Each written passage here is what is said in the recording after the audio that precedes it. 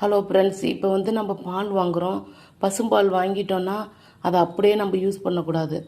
ஏன்னா அந்த ஆடையை எப்படியாவது நம்ம எடுக்கணும். அந்த ஆடையை எடுத்துட்டு தான் நம்ம யூஸ் பண்ணணும். ஏன்னா அதில் நிறைய கொலஸ்ட்ரால் இருக்குது. பசும்பால் வாங்கின உடனே அதை காய்ச்சிட்டு அது கொஞ்சம் நேரம் வச்சுருந்தீங்கன்னா அதில் ஒரு ஏடை மாரி வரும். அந்த ஏடையை எடுத்துட்டு நீங்கள் யூஸ் பண்ணணும். அதுதாங்க இந்த ஏடையை நான் இப்போ எடுக்க போகிறேன்.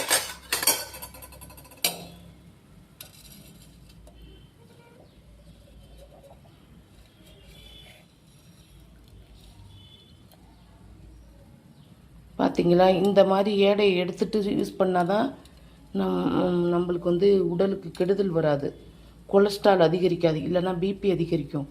பசும்பால் வாங்குறவங்க ஏடையை தனியாக எடுத்து அதை உர குத்தணும். பாருங்களேன், இதேமாரி டெய்லி நம்ம எடுத்து வச்சோன்னா அதில் நிறையா சேரும். அதில் கொஞ்சம் தயிர் ஊற்றி ஒரு 10 நாள் சேர்த்து வச்சுருந்துட்டு அதை உருக்குனாலே அதில் நெய் வரும். அந்த நெய்யை எடுத்து சாமிக்கு விளக்கேற்றலாம். ஒரு தினமும் ஒரு சின்ன விளக்கு.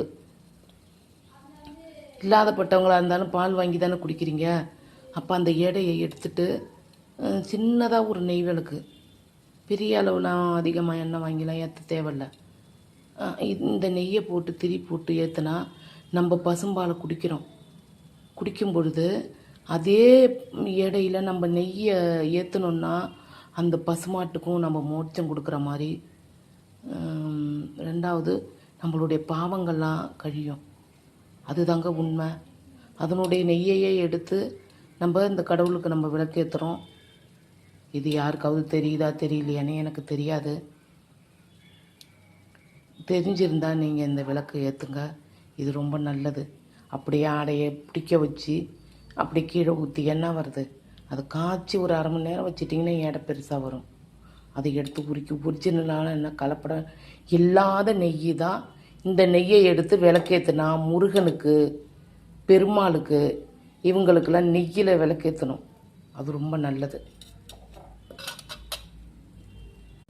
ரெண்டாவது, இந்த நேரத்தில் சொல்கிற பாலை தீய வைக்கக்கூடாது.